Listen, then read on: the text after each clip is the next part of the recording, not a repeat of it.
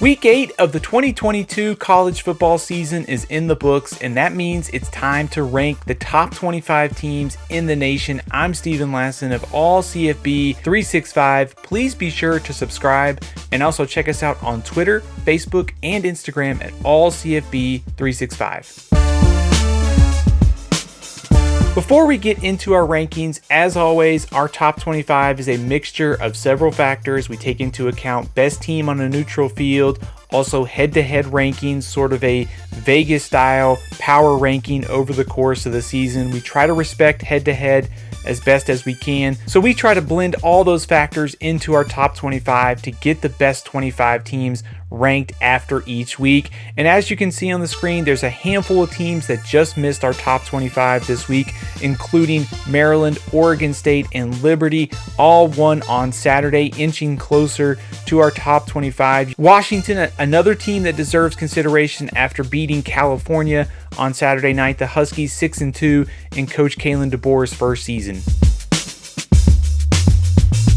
The first 5 teams in our rankings starts with South Carolina joining the top 25 after beating Texas A&M on Saturday night. A good win for Coach Shane Beamer's team. That's 4 wins in a row for South Carolina. Also in this tier, North Carolina at 22, the favorite to win the Coastal Division. A big game coming up against Pittsburgh. If the Tar Heels win that one, they have a pretty clear path to win the division. Also, 2 teams from the AAC, Tulane and Cincinnati, both won on Saturday. Cincinnati had to survive a late charge by SMU, but the Bearcats in good shape at 6-1 and number 21 in our rankings.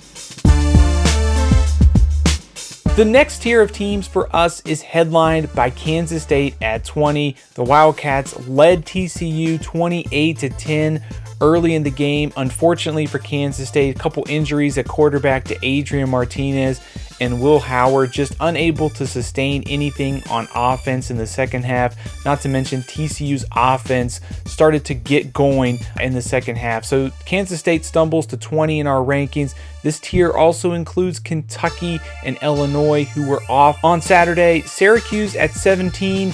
The Orange don't drop far in our rankings. No shame in that performance on Saturday against Clemson. Syracuse with a chance to win. Syracuse's defense played well. Unfortunately, just not enough on offense.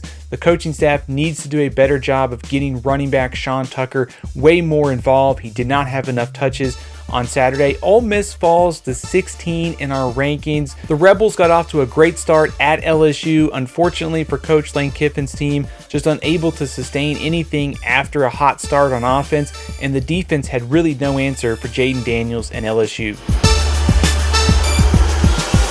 We'll start the next tier of teams with LSU. Coach Brian Kelly's team has been on the rise the last couple weeks. A good win at Florida and now beating Ole Miss at home on Saturday. The offense has looked much different over the last couple games. Also included in this tier, Wake Forest and Penn State. Both of those teams picked up victories at home on Saturday. Penn State, an impressive bounce back after losing to Michigan. They took care of business against Minnesota. UCLA falls to number 11 this week. The Bruins were able to move the ball against Oregon, just couldn't finish drives on Saturday. So the first loss of the season for UCLA, but not out of it when it comes to the Pac-12 title. They need to beat USC in a few weeks to get a chance to play the Ducks once again. We've reached the top 10, and it starts with USC. The Trojans were on bye last week. They get a chance with a couple favorable games coming up to build some momentum before that showdown against UCLA. Oklahoma State rallied to beat Texas. Coach Mike Gundy's team shorthanded on both sides of the ball. A nice win to move to number 9 in our rankings. Oregon jumps to number 8. The Ducks did everything right in Saturday's win over UCLA. The offense averaged 7.4 yards per play. Also, the defense got just enough timely stops in a back and forth offensive game, and also like the call by Coach Dan Lanning to get that onside kick and give the team an extra possession. Bo Nix has been playing outstanding for Oregon this season. He was 22 of 28 for 283 yards and 5 touchdowns. on Saturday. TCU checks in at number 7. The Horned Frogs, another comeback win. Last week it was Oklahoma State. This week it was Kansas State, sitting there at 7-0, the best team in the Big 12 right now. Alabama checks in at number 6, rebounded after the loss to Tennessee by beating Mississippi State. The late touchdown prevented a shutout, but it was a good bounce back for Alabama, and they get the bye week before going to LSU in a significant SEC West showdown.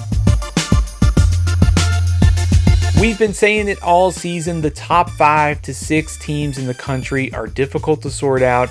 In our rankings after week 8, we've got Tennessee at number 1. The Volunteers have the best win of the season against Alabama.